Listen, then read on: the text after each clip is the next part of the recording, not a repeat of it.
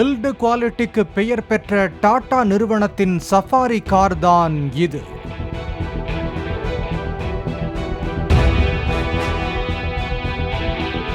முன்னால் சென்ற டிராக்டர் மீது மோதிய விபரீத சாலை விபத்தில் சிக்கி இரு சக்கரங்களையும் இழந்து நசுங்கிப் போன அலுமினிய சொம்பு போல காட்சியளிக்கிறது.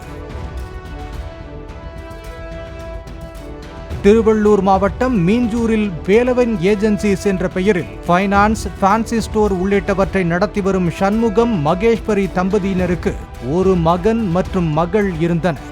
பொங்கல் அன்று வீட்டில் பொங்கலிட்டு முடித்து தங்களது புத்தம் புதிய டாடா சஃபாரி காரில் சொந்த ஊரான ஒட்டன்சத்திரம் சென்றனர்.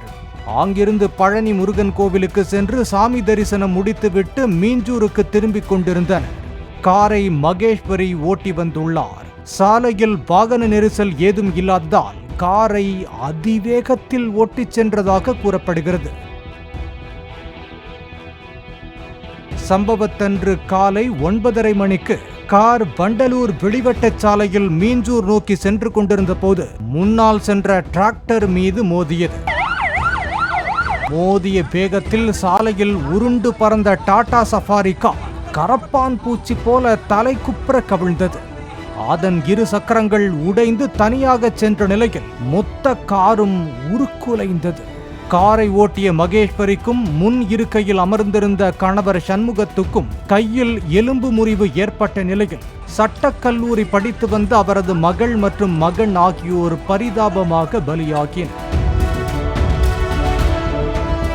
டிராக்டர் சாலை தடுப்பு கம்பியில் மோதி பக்கவாட்டில் உள்ள பள்ளத்தில் குட்டிக்கரணம் அடித்தது.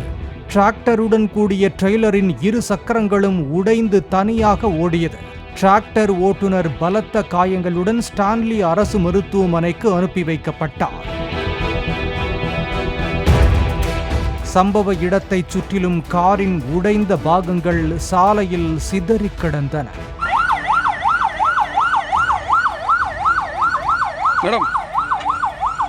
கார் ஓட்டுவதில் வல்லவர் என உள்ளூர்வாசிகளால் அழைக்கப்படும் மகேஸ்வரியின் அதிவேகம் மற்றும் கவனக்குறைவு காரணமாக இந்த விபரீத விபத்து நிகழ்ந்திருப்பதாக தெரிவிக்கும் போக்குவரத்து காவலர்கள், வெளிவட்ட சாலையை பயன்படுத்தும் வாகன ஓட்டிகள் அனுமதிக்கப்பட்ட இடங்களில் மட்டும் 100 கிலோமீட்டர் வேகத்துக்கு செல்லலாம் என்றும் மற்ற இடங்களில் மிகுந்த கவனத்துடன் வாகனத்தை இயக்க வேண்டும் என்றும் கேட்டுக்கொண்டுள்ளனர்.